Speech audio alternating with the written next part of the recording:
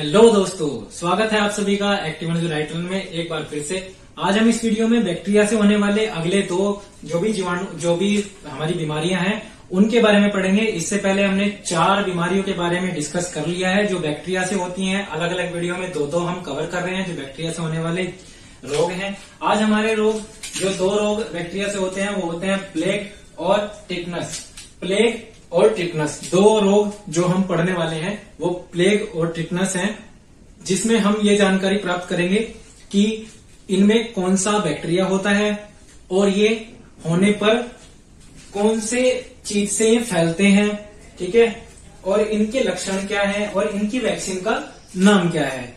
ये सब टॉपिक्स, ये सब क्वेश्चंस हमारे पेपर्स में पूछे जाते हैं, ठीक है। जितने भी हम टॉपिक यहाँ पे कवर करेंगे वो सब पेपर से रिलेटेड होंगे। हमारे पेपर में डायरेक्ट उनसे क्वेश्चन बनते हैं और जानकारी हम साथ में प्राप्त कर ही रहे हैं। तो बैक्टीरिया से होने वाले अगले 2 रोग प्लेग और टिटनस। तो पहले प्लेग के बारे में जानते हैं।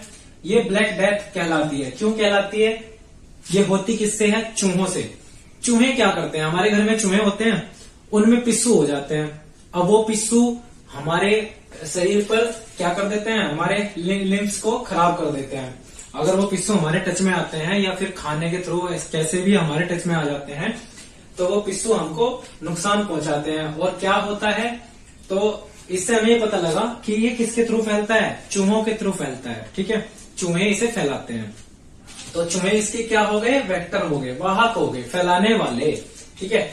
और इसका जो पैथोजन है यानी कि रोगजनक कौन है? Yersinia pestis bacteria. Yersinia pestis bacteria. Bacteria का नाम क्या है? जो कि बैक्टीरिया फैलता है, उन पिस्सुओं से जो बैक्टीरिया फैलता है उस बैक्टीरिया का नाम यर्सीनिया पेस्टिस बैक्टीरिया है। अब यर्सीनिया जी ने वैज्ञानिक हुए, यर्सीनिया जी ने इसकी खोज की थी। यर्सीनिया जी ने इसकी खोज की थी। उनका पूरा नाम क्या था? Alexander Yersinia. अलेक्जेंडर यर्सीनिया 1894 में उन्होंने इसकी खोज की थी। 1894 में खोज की थी। अलेक्जेंडर यर्सीनिया जी ने इस बैक्टीरिया की खोज की थी। अब इस बैक्टीरिया का हमें पता लग गया तो हमको क्या करना था? इस बैक्टीरिया की वैक्सीन बनानी थी। तो क्या बनाई? प्लेग वैक्सीन बनाई, जिससे ये प्लेग रोग खत्म हो सके। अब ये करता क्या था? ये उंगलियां काली कर देता था और लंग्स खराब कर देता था, फेफड़े, ठीक है। लंग्स में लिम्फ नोड्स होती हैं हमारे पूरे शरीर में, उन लिम्फ ग्रंथियों में सूजन आ जाती है, पूरे शरीर में सूजन आती है, ठीक है। तो लिम्फ नोड को खराब करता है। यहां से क्वेश्चन बनता है कि प्लेग रोग में हमारी क्या खराब होते हैं? लिम्फ्स खराब होते हैं, ठीक है। अब वैक्सीन इसकी प्लेग की वैक्सीन होती है। सबसे बड़ा प्रकोप कब फैला? यानी कि इसकी एक महामारी आई। सबसे बड़ा प्रकोप इसका यूरोप में फैला 14वीं सदी में। 14वीं सदी में वहां पे प्लेग नामक एक महामारी आई थी जिसे ब्लैक डेथ के नाम से जाना जाता है। तो ब्लैक डेथ कहाँ पे ज्यादा हुई थी? कहां पे हुई थी? ये यूरोप में 14वीं सदी में, ठीक है। भारत में आखिरी बार प्लेग महामारी कहां हुई? सूरत में हुई थी, गुजरात में 1994 में। भारत में 1994, अब से लगभग 30-31 साल पहले ये बीमारी भारत में सूरत में फैली थी, ठीक है। इसमें होता क्या है? तेज बुखार होता है, फेफड़ों में संक्रमण हो जाता है और गांठें होती है दर्द के साथ, ठीक है। उल्टी हो जाती है, सूजन आती है पूरे शरीर पर और इसे काली मौत के नाम से जाना जाता है, ठीक है। हमने क्या जाना? हमने जाना कि प्लेग रोग चूहों से फैलता है। चूहों पर पिस्सू होते हैं, उनसे फैलता है। उन पिस्सुओं से कौन सा बैक्टीरिया? हमारा यर्सीनिया पेस्टिस बैक्टीरिया फैलता है। यर्सीनिया जी ने इसकी खोज की थी। कब की थी? 1894 में की थी, ठीक है। इससे कौन सी महामारी आई? इससे ब्लैक डेथ नामक महामारी आई थी, ठीक है। इससे 14वीं सदी में यूरोप में आई थी। और भारत में आखिरी बार कब? भारत में आखिरी बार सूरत में 1994 में, ठीक है। तेज बुखार, कमजोरी और फेफड़ों में संक्रमण इससे होता है। ये कवर हो गया। इससे अगले टॉपिक पे आते हैं। इससे अगला टॉपिक है टेटनस। टाइफाइड बोल रहा हूं, टाइफाइड पढ़ा चुका हूं। टेटनस हमें इसमें पढ़ना है। अब टेटनस में क्या है? ये नॉन कम्युनिकेबल, मैंने पहली वीडियो में जहां पे हमने रोगों के बारे में बात की थी कि रोग कितने प्रकार के होते हैं, तो कम्युनिकेबल और नॉन कम्युनिकेबल 2 प्रकार के आए थे वहां से, ठीक है। और एक जेनेटिक थे, तो 3 प्रकार बने थे, जेनेटिक, कम्युनिकेबल और नॉन कम्युनिकेबल। तो ये जो रोग होता है ये नॉन कम्युनिकेबल होता है, यानी कि ये एक दूसरे से नहीं फैलता। टेटनस जो होता है ये एक दूसरे से नहीं फैलता। लेकिन ये होता कैसे है, ये आपने कभी ना कभी टेटनस का इंजेक्शन लगवाया होगा। उसमें क्या होता है कि कोई भी आप लोहे की कोई भी वस्तु से आप घायल हो जाते हैं, कोई घाव हो जाता है, वो घाव अगर उस लोहे पर जंग लगा हुआ है और वो जंग आपके शरीर से टच हो गया, अंदर के ब्लड वगैरह से टच हो गया, तो वहां पे एक घाव बना देता है।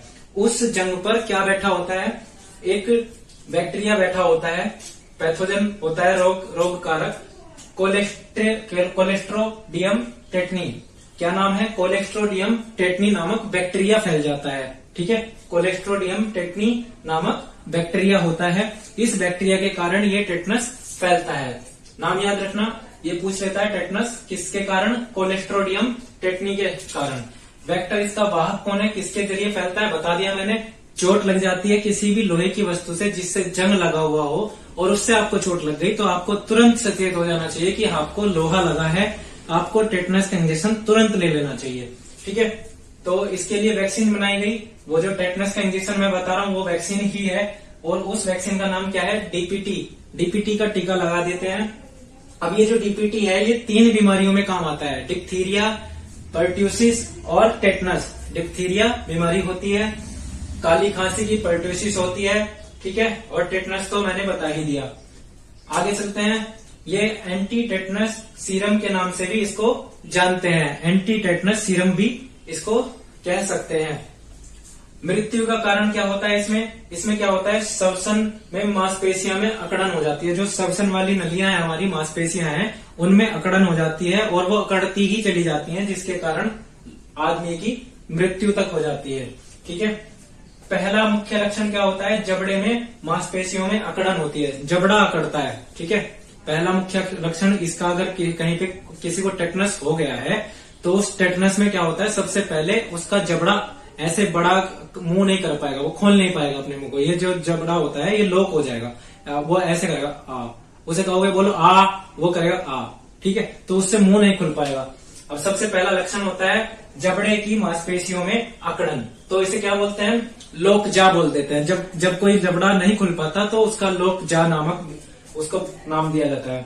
अब इसमें होता क्या है, फिर शरीर में झटके लगते हैं, जिससे जैसे आपने किसी को दौरा पड़ते देखा होगा तो उसमें झटके से महसूस होते हैं और सांस लेने में उसने कठिनाई होती है। जब उसे सांस नहीं आएगा, कठिनाई होगी, तो उससे शरीर में वो झटके से लेगा ऐसे। ठीक है, झटकों से वो सांस लेने की कोशिश करेगा और शरीर में उसके खिंचाव होगा। तो ये कुछ लक्षण हैं इन बीमारियों के। हमने क्या पढ़ा, हमें तो केवल बीमारी जाननी है कि बैक्टीरिया से कौन कौन सी बीमारी हो रही है। वो मैं दो करके अलग अलग इसलिए पढ़ा रहा हूँ जिससे आपको 2 एक समय में याद हो जाए और उनसे बनने वाली सब चीजें याद हो जाए। ठीक है, अब इसे एक बार और मैं बता देता हूँ, नॉन कम्युनिकेबल रोग है, ये कम्युनिकेबल रोग नहीं है, यानी कि ये संक्रमण नहीं है, ये एक दूसरे से नहीं फैलता। कोलेस्ट्रोडियम टेटनी से फैलता है, कोलेस्ट्रोडियम टेटनी नामक बैक्टीरिया होता है जिससे फैलता है। वाहक कौन हो गया, चोट लगना। ठीक है, लोहे की कील इसका वाहक हो सकता है, जंग लगी हुई। डिप्थीरिया नामक इसकी वैक्सीन एंटी टेटनस सीरम भी दिया जाता है। ठीक है, मृत्यु का कारण इसमें सांस नहीं आता, अकड़न हो जाती है शरीर में। ठीक है, मांसपेशियों में और जबड़े की मांसपेशियों में अकड़न हो जाती है। सबसे पहले यही होता है कि जबड़ा ही खुलना बंद होता है, बाद में शरीर में तो बाद में महसूस होता है, सबसे पहले जबड़े पे असर आ जाता है। ठीक है, तो इसमें झटके लगते हैं शरीर में जिससे सांस आने में उसे दिक्कत होती है। तो बैक्टीरिया से होने वाले ये 2 रोग हैं, जो कि प्लेग जो चूहों से फैल रहा है, और दूसरा टेटनस जो कि लोहे की जंग लगी कील या लोहा जंग लगा हुआ जो भी आपको घायल कर दे, तो आपको तुरंत टेटनस का इंजेक्शन लेना चाहिए। कौन सी वैक्सीन इसमें काम आती है वो आपको समझ में आ गया। मिलते हैं अगले 2 रोगों के साथ बैक्टीरिया से होने वाले नेक्स्ट वीडियो में। और ये वीडियो अगर अच्छा लगे तो लाइक करें, शेयर करें, सब्सक्राइब करें। अगर इस वीडियो में कोई भी आपको टॉपिक कुछ भी समझ नहीं आया, कोई टॉपिक है, तो अपना कमेंट नीचे कर सकते हैं, जिसका मैं रिप्लाई अगली वीडियो में देने की कोशिश करूंगा। वीडियो अच्छा लगे तो लाइक करो, शेयर करो, सब्सक्राइब करो, और मिलते हैं नेक्स्ट वीडियो में। तब तक के लिए बाय, धन्यवाद।